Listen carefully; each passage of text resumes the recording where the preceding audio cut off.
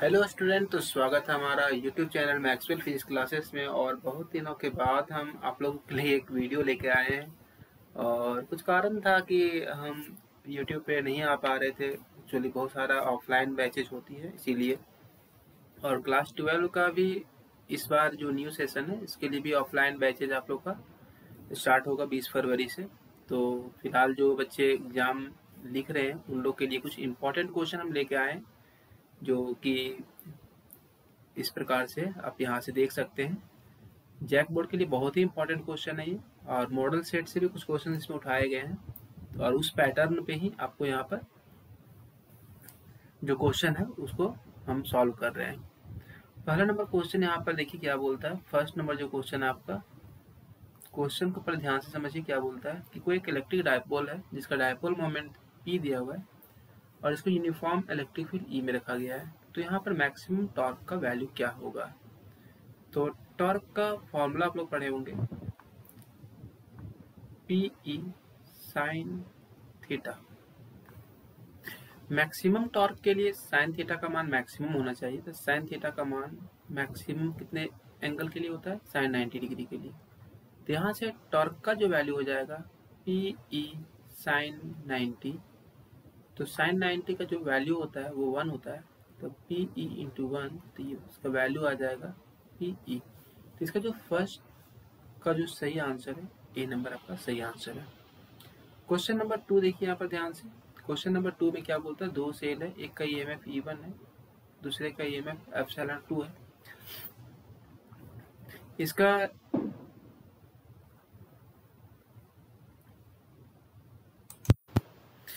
इसका internal resistance दिया हुआ है R1 है, और एक का इंटरनल रेजिस्टेंस R2 है। इसको कनेक्ट किया गया पैरेलल में।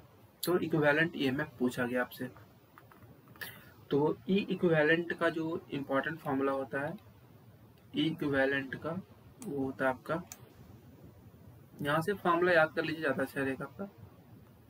ई इक्विवेलेंट का फॉर्मूला होता है E1 बट्टा R1 प्लस E2 बट्टा R2 plus dot dot dot plus EN बट्टा RN। यहाँ पर E1 E2 E3 जो है आपका EMF है, डिवाइडेड ये हो जाएगा 1/R1 plus 1/R2 plus dot dot dot 1/RN। ये जनरल फॉर्मूला हो गया। आपसे तो यहाँ पर सिर्फ दो सेल के बारे में पूछा गया था, तो आप यहाँ पर सिर्फ दो सेल को लेंगे आप।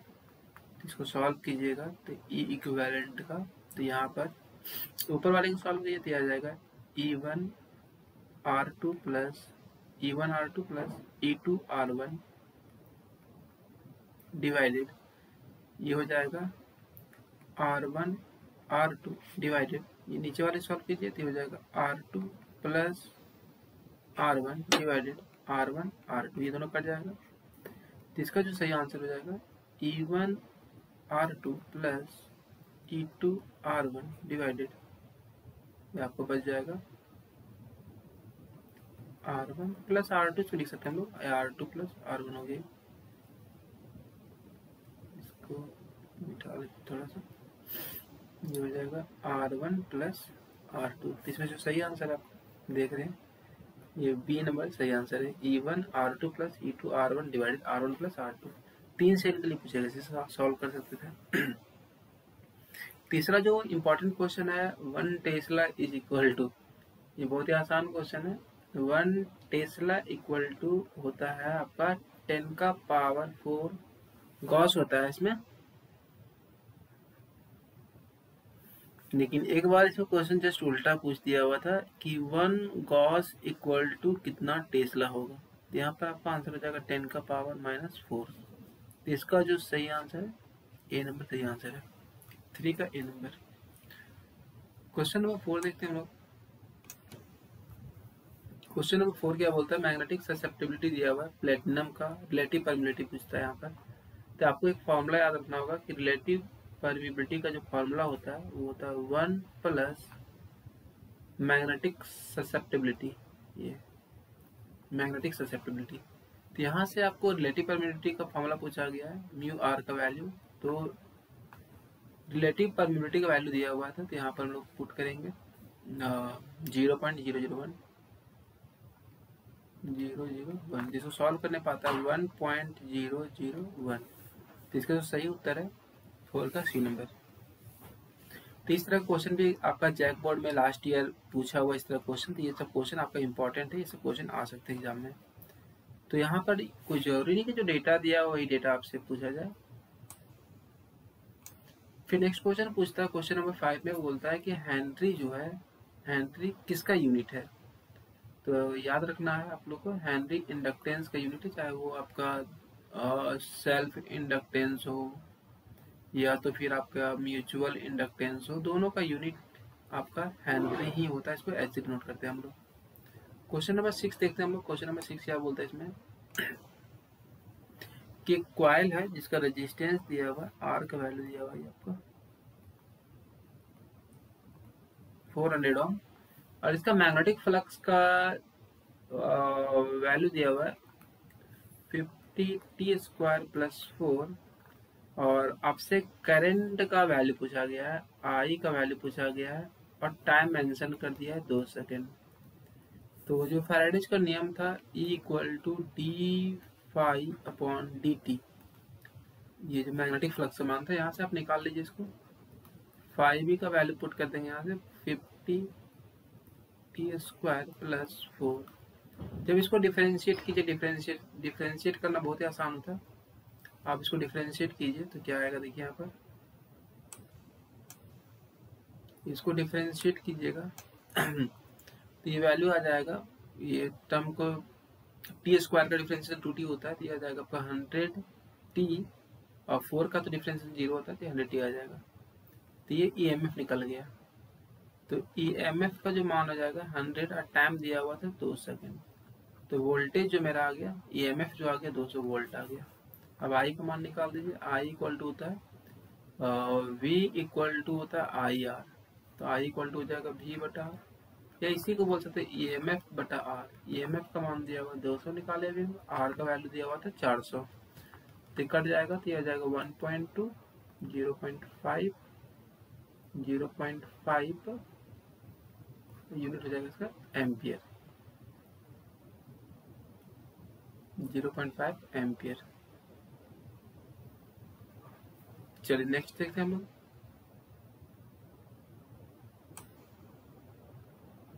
क्वेश्चन नंबर 7 बोलता है इसमें कि what the circuit in the current in AC circuit is wattless. Wattless मतलब वहां पे पावर का मान 0 होना चाहिए। तो पावर का जो फॉर्मूला पढ़े होंगे आप लोग, पढ़े होंगे वहां पर V R M S I R M S cos phi. तो वाटलेस मतलब पावर का मान 0 होना चाहिए। तो पावर का मान 0 कब होगा, जब फाई का मान, कॉज ये टर्म 0 होना चाहिए। तो इस टर्म में फाई का मान जब 90 डिग्री रख देंगे तब ये वैल्यू 0 आएगा। तो यहाँ पर आपका सही आंसर हो जाएगा सी नंबर। क्वेश्चन नंबर 8 बोलता है इसमें, क्वेश्चन नंबर 8 बोलता है इसमें कि which of the following radiation has, 8 number जो क्वेश्चन है इसमें, which of the following radiation has large wavelength, किसका वेवलेंथ इसमें सबसे अधिक है। तो इससे बार बार क्वेश्चन आपका आता है, तो इसमें आपको याद रखना होगा टोटल जो वेव होते हैं इलेक्ट्रोमैग्नेटिक वेव, उसमें 7 तरह का वेव होता है। इसमें से क्वेश्चन हर साल पूछता है आपसे। फर्स्ट जो वेव्स होते हैं आपका, ये आपको याद रखना है, रेडियो वेव होता है। सेकेंड होता है माइक्रोवेव। थर्ड नंबर होता है आपका इंफ्रारेड। फोर्थ नंबर होता है विजिबल लाइट। 5 नंबर होता है यूवी रे। 6 नंबर होता है एक्स रे, और 7 नंबर होता है गामा रे। इसमें आपको याद रखने का तरीका क्या है कि इसमें देखना है आपको सबसे ज्यादा एनर्जेटिक कौन होता है। इसका एनर्जी मैक्सिमम होगा तो फ्रीक्वेंसी इसका मैक्सिमम होगा, और इसका जो वेवलेंथ होगा वो आपका मिनिमम होगा। उल्टा होता है, फ्रीक्वेंसी और वेवलेंथ में उल्टा रिलेशन होता है। तो इसका फ्रीक्वेंसी जो होगा वो मिनिमम हो जाएगा और वेवलेंथ क्या होगा, मैक्सिमम। तो क्वेश्चन में क्या पूछा था, लार्ज वेवलेंथ, तो इसमें से सबसे ज़्यादा लार्ज वेवलेंथ किसका होता है, तो रेडियो वेव का। नेक्स्ट नंबर क्वेश्चन है, इम्पीडेंस पूछा गया किसका, एलआर सर्किट का क्या होगा।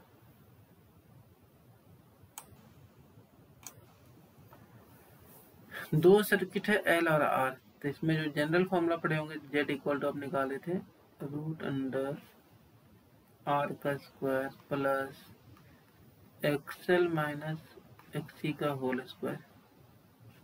तो यहाँ तो सिर्फ एल यूज हुआ है ना, तो एक्सी का मान 0 ले लेना आपको।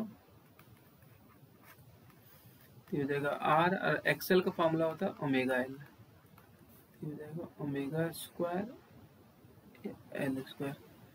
तो इसका जो सही आंसर है डी नंबर। 10 नंबर क्वेश्चन देखिए, 10 नंबर क्वेश्चन क्या बोलता है इसमें। 10 नंबर जो क्वेश्चन है इसमें,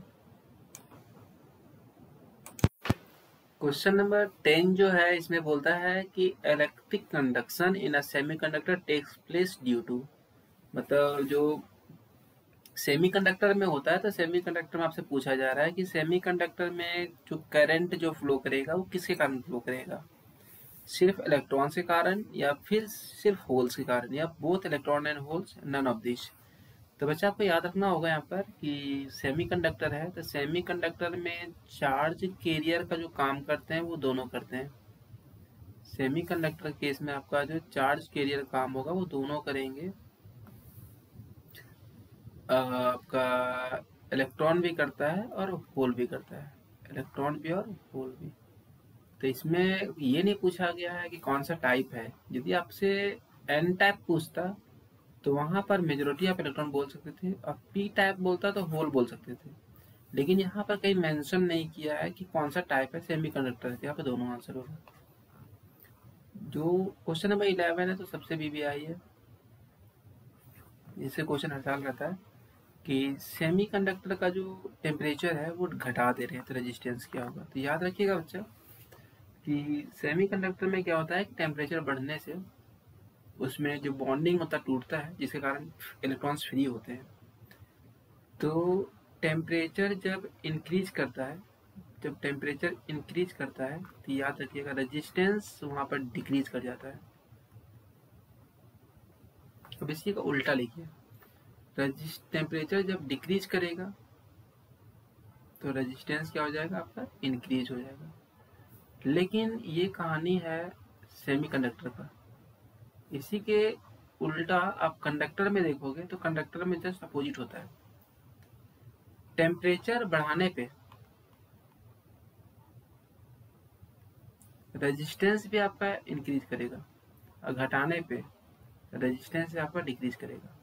ये दोनों बात याद रखिएगा। कंडक्टर में और सेमी कंडक्टर में उल्टा कहानी होता है। तो यहाँ क्वेश्चन पूछा गया टेम्परेचर घटा रहे हैं तो रेजिस्टेंस इसका ऑब्वियसली बढ़ जाएगा।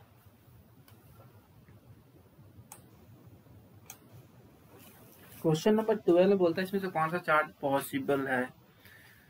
तो घर में आप लोग चेक कर लीजिएगा, Q equal to n e, n का यदि वैल्यू इंटीजर आया मतलब आपका चार्ज पॉसिबल है, अदरवाइज पॉसिबल नहीं। तो हम कोई चेक कर लेते हैं इसमें। तो n निकालिए तो n का फॉर्मूला हो जाएगा Q बटा ई का मान होता है 1.6 इंटू 10 का पावर माइनस 19। तो यहाँ से देख लीजिए 16 के टेबल में कौन आएगा, ये 64 आ सकता है, ये तो नहीं आएगा, ये भी नहीं आएगा, ये भी नहीं आएगा। तो इसको जब वैल्यू पुट कीजिएगा तो ये आ जाएगा आपका, ये तो 4 टाइम्स कट जाएगा और ये माइनस 19 ऊपर चला जाएगा तो ये हो जाएगा प्लस 19 में 18 जाएगा तो 1। तो यहाँ से n का वैल्यू आ जाएगा 40। तो ये चार्ज पॉसिबल आपका है। क्वेश्चन नंबर 13 बोलता है इसमें कि पीएन जंक्शन को रिवर्स बायस करेंगे। तो इसमें बार बार क्वेश्चन पूछता है रिवर्स बायस करने पे क्या हो जाएगा। रिवर्स बायस में वहाँ पर जो डिप्लेशन रीजन होता है वो बढ़ जाता है। तो यहाँ पर हो जाएगा बिकम वाइडर, मतलब चौड़ा हो जाएगा, नैरो मतलब पतला हो जाएगा, हो जाएगा बिकम वाइडर। फॉरवर्ड बायस करने पे क्या होता है, पे घट जाता है। यहाँ पर एक इम्पॉर्टेंट फॉर्मूला आप लोग पढ़े होंगे, यदि आपके टीचर आपको पढ़ाए होंगे तब। R equal to R nought A का पावर 1/3, जहाँ ए आपका होता है मास नंबर, आर नॉट तो कांस्टेंट होता है। तो यहाँ से 2 का मास नंबर दिया हुआ है एल्युमिनियम का और टेरिडियम का, तो आपसे रेशियो पूछा रेडियाई का, तो एल्युमिनियम का ऊपर लिख देंगे और टेरिडियम का नीचे लिख देंगे। आर नॉट तो कट जाएगा वहाँ पर, तो पहला वाला का मास नंबर को A1 से दिखा रहे, दूसरा वाला का मास नंबर को A2 से दिखा रहे, और इसका पावर हो जाएगा 1/3। अब बोलिएगा सर आर नॉट कहाँ गया, तो आर नॉट दोनों साइड कट जाएगा, ठीक है, कॉन्स्टेंट इसलिए। A1 का वैल्यू पुट कर दीजिए 27 है, और इसका वैल्यू है 125 का पावर 1/3। तो 27 को 3 का पावर 3 इंटू 1/3 लिख सकते हैं हम लोग। ये 5 का पावर 3 इंटू 1/3, तो 3 से 3 कट गया, तो आपका आंसर आ गया 3/5। लेकिन 3/5 के ऑप्शन में नहीं है, तो ये सही आपका होगा 6/10 कॉम्पिटिशन 3:5। इसी को आप लिख सकते हो 6/10। क्वेश्चन नंबर 15 बहुत आसान था। इसे बोलता बाइंडिंग एनर्जी किसके लिए मैक्सिमम होता है, याद रखिएगा, आयरन के लिए। Alpha particle helium plus plus ion को बोलते हैं, He प्लस प्लस आयन को बोलते हैं अल्फा पार्टिकल्स। कभी कभार पूछता है रेडिएशन 3 तरह का होता है, अल्फा, बीटा, गामा। इसे बार बार क्वेश्चन पूछता है कि इसमें बोलता है लिस्ट पेनिट्रेटिंग कौन है। ये मोस्ट पेनिट्रेटिंग होता है, सबसे एनर्जेटिक रे होता है। तो अल्फा यहाँ पर क्या हो गया, लिस्ट। तो ये क्या हो गया, बीटा, मॉडरेट। लेकिन आयोनाइजिंग पावर बोलेगा, पेनिट्रेटिंग पावर बोला आपसे, आयोनाइजिंग पावर बोलेगा तो उल्टा होगा। आयोनाइजिंग पावर में ये मोस्ट हो जाएगा और ये आपका लिस्ट हो जाएगा। बोलता बोर्स मॉडल किसके लिए वैलिड नहीं था। ये बोला था कि एक इलेक्ट्रॉन होना चाहिए आउटर मोस्ट ऑर्बिट में, मतलब बोल सकते हैं एक तरह से कि यदि हीलियम सिंगल इलेक्ट्रॉन के लिए, तो ये He प्लस में आपका एक इलेक्ट्रॉन चाहिए। ड्यूट्रॉन एटम, ड्यूट्रॉन 2H1 में भी तो ठीक है आपका, लेकिन नियॉन में आपका नहीं, Ne+। सो आपका नियॉन में 10 इलेक्ट्रॉन हो गया, उसमें एक इलेक्ट्रॉन निकाल दिए तो 9 इलेक्ट्रॉन इसमें आ रहा है, तो ये आपका नहीं हो सकता।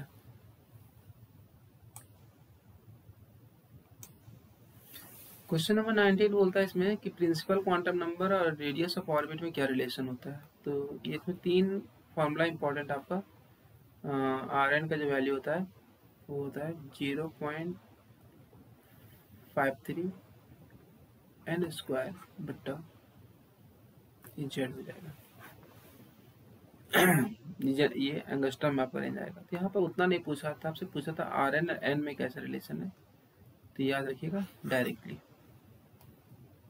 तो इसमें सही आंसर है डी नंबर आपका। और इसमें कभी कभी एनर्जी का भी फॉर्मूला पूछता है, En इक्वल टू याद रखिएगा -13.6 by n square Z square electron volt, जहाँ पे जेड आपका एटॉमिक नंबर होता है। चलिए वेवलेंथ निकालना, second member of Balmer series. 3 total जो सीरीज होता है आपका 5 होता है। इसको पहले मिटा दे रहे हैं यहाँ से जगह बनाने के लिए। एक होता है आपका लाइमन सीरीज, एक होता है बाल्मर, एक होता है पास्चन ब्रैकेट रिफंड सीरीज, ठीक है। इसमें आपको जानना होगा कि इलेक्ट्रॉन कहाँ से जंप कर सकते हैं। एक होता है फाइनल और एक होता है इनिशियल। फाइनल इसमें पहला ऑर्बिट में आता है, दूसरा ऑर्बिट में, तीसरा ऑर्बिट में, चौथा में, पांचवा में। आ कहाँ से सकता है, 2 से, 3 से, 4 से। इसमें 3, 4, 5 से, 4, 5, 6 से, 5, 6, 7 से, 6 ऑर्बिट, 7 ऑर्बिट, 8 ऑर्बिट। लेकिन आपसे क्या पूछा गया कि सेकेंड मेंबर का बताइए, और किसका, बाल्मर सीरीज। बाल्मर सीरीज में आ सकता है 2 में आएगा, लेकिन पहला 3 से 2 आएगा, लेकिन दूसरा 4 से 2 आएगा। तो 4 से निकाल दीजिए। तो इसका फॉर्मूला होता है 1/λ इक्वल टू R 1 NF का स्क्वायर माइनस 1 I का स्क्वायर, ठीक है। तो आपका सेकंड मेंबर का पूछा था ना, तो ये आर हो गया। तो सेकंड मेंबर में फाइनली तो मेरा तो 2 ही में आएगा ना, बार्मर है तो दूसरा है, तो 2 का स्क्वायर लिखेंगे, लेकिन आएगा कहाँ से? वो पहला मेंबर पूछता 3 से आता, लेकिन दूसरा मेंबर 4 से आएगा। चलिए सॉल्व कीजिए इसको। ये 4 हो गया, 16 आपका हो गया, 16 और 4 का एलसीएम हो गया 16। ये 4 के टेबल में 4 बार आएगा, 1 बार में आएगा, तो ये हो गया 3r/16। तो लेमडा का वैल्यू आ जाएगा 16/3r, क्योंकि 1/λ निकला था ना। तो इसका सही आंसर हो जाएगा ए नंबर। इसी तरह क्वेश्चन आ सकता है आपका। इसे बोला कि इलेक्ट्रॉन और प्रोटॉन का वेवलेंथ मतलब काइनेटिक एनर्जी सेम है। इसका फॉर्मूला बताया था आप लोगों को, लेमडा इक्वल टू होता है h/√2m k, जहाँ पर k काइनेटिक एनर्जी होता है, ठीक है। एच प्लैंक कांस्टेंट होता है, तो यहाँ से देख सकते क्लियरली देख पा रहे हैं कि लेमडा और मास में जो रिलेशन आ रहा है वो इन्वर्सली आ रहा है। तो ऑब्वियसली कि बोलता है इसमें काइनेटिक एनर्जी सेम रहेगा, तो इलेक्ट्रॉन के पास लार्जर वेवलेंथ होगा, ये बोल रहा है। प्रोटॉन के पास लार्जर वेवलेंथ होगा, दोनों पास सेम वेवलेंथ होगा। तो यहाँ पर देखिए जिसका मास कम होगा, जिसका मास कम होगा उसका वेवलेंथ क्या होगा? अधिक होगा। ये इसका जिसका मास कम होगा उसका वेवलेंथ अधिक होगा, जिसमें सही आंसर है electron. The electron has larger wavelength, क्योंकि इसका मास कम होता है। इलेक्ट्रॉन का मास जो होता है इलेक्ट्रॉन का कम होता है मास ऑफ प्रोटॉन से, इसीलिए वेवलेंथ जो होगा इलेक्ट्रॉन का अधिक होगा प्रोटॉन से। फिर बोलता है नेक्स्ट क्वेश्चन कि law of refraction was given by, तो सबको पता है स्नेल्स थ्योरम। तो बोलता दो मीडियम है, तो उसका ये तो फॉर्मूला सबको पता होगा कि किसी का भी रिफ्रैक्टिव इंडेक्स हम लिखना दूसरा मीडियम का पहला रेस्पेक्ट में, तो ये रेसिप्रोकल होता है पहला का दूसरा के रेस्पेक्ट में। तो इसको क्रॉस मल्टीप्लिकेशन कीजिएगा तो इसका जो वैल्यू आएगा वो 1 के बराबर आ जाएगा। क्वेश्चन नंबर 24 बहुत ही आसान था, इसमें कुछ नहीं करना था, याद रखना है आपको। फिर से बता दे रहे अभी कि इससे भी क्वेश्चन आते हैं बार बार कि यदि कोई सोर्स जो है आपका जब लाइट मीडियम चेंज करता है, लाइक ये रेयर मीडियम से गया डेंसर में, सपोज हम मान लिए एयर से गया ग्लास में, ठीक है। तो यहाँ से याद रखिएगा कि फ्रीक्वेंसी का जो मान होता है